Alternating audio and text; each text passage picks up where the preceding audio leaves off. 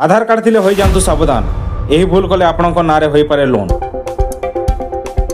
भारत में लोन को नहीं केते जे फ्रॉड चली कहवा असंभव। आजिकल तो सब ऑनलाइन जुग, गोटे क्लिक रे आसी जाउची मोबाइल को टंका। किंतु आपण माने जानि नांती यह केते जे भयंकर।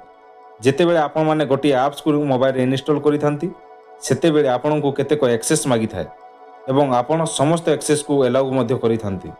सेही ठारो आरंभ हुए आपण को मोबाइल रे स्कैम रो टाइम।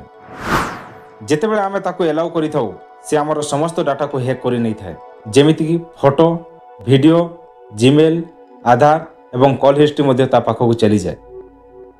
किछि दिन अब आपण माने जानिथिबे मध्य प्रदेश में नकली आधार कार्ड, नकली फिंगरप्रिंट, बायोमेट्रिक डाटा नकल करी लोकमानंक ठारू लक्ष लक्ष टंका लूट करिसेंती। आपणक मन में गोटे प्रश्न उठुथबो जे आधार नकली हेले आमर कोन अछि।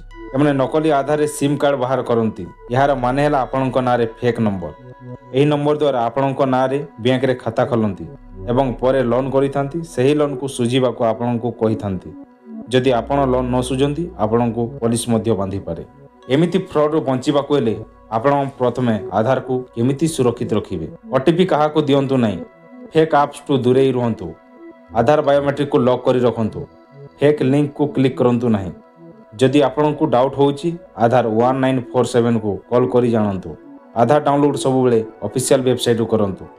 सचेतन रहंतु, ठकई रु दूरे रहंतु। एही परि हेल्पफुल वीडियो पई लाइक सब्सक्राइब करि नियंतु।